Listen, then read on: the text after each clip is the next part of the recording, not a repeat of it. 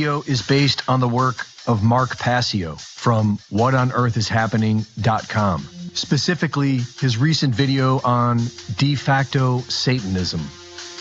Today's Hollywood pop culture machine will have you believe that Satanists wear robes and practice ritualistic blood sacrifices while worshiping Satan. And while there may be some truth to this, it is mostly propaganda meant to conceal the reality of what Satanism actually is. True Satanism is a mindset, and the Satan that is worshipped is within each and every one of us. It is most commonly known as our ego. The self is the true god of Satanism. The term Satanism is used to deceive religious people, to appear harmless to non-religious people, and also because it stems from the Hebrew word shaitan, which means adversary. Satan is the force of involution that opposes true spiritual evolution. It is the ego within us. Left to our own devices, the ego will try and convince us to think only of ourselves, which is exactly what Satanism is. And so, a de facto Satanist is a person who holds this mindset, but does not consider themselves to be a Satanist. Organized Satanism stands against this sort of enlightenment. They believe human psychology and the laws of nature should be kept occulted or hidden from the public and used to gain and retain power over the masses by keeping them ignorant as to how the mind and emotions work, while using this knowledge to manipulate the masses and ultimately enslave them.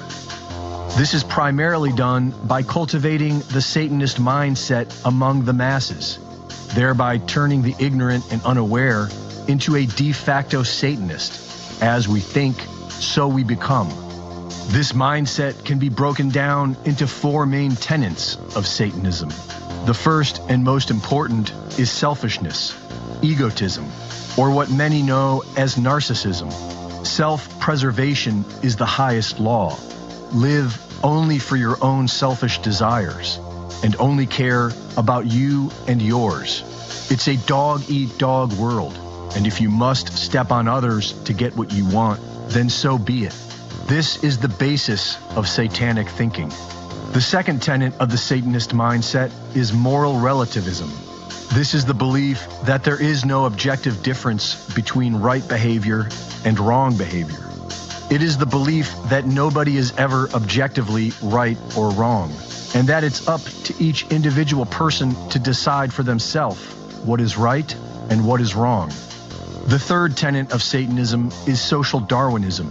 This is the belief that it is natural and good for human society to be ruled by the most aggressive and dominant humans among us, and that it is by virtue of their genetics that these vicious humans deserve to be in positions of power and lead humanity as they so choose. The fourth tenet of Satanism is eugenics or dysgenics. This is the ideal conclusion of the Satanist mindset. Since man is God and he gets to decide what is right and what is wrong, and since the natural order is for the most dominant genetics to have power, then the elite class ruling over us has every right to decide who is allowed to live and procreate and who must die. This is how all of society is conditioned to think. And this is how the high-level Satanists are leading all of humanity into slavery. Most of humanity is operating under this de facto satanic mindset, which is why it is called the Great Work to change it.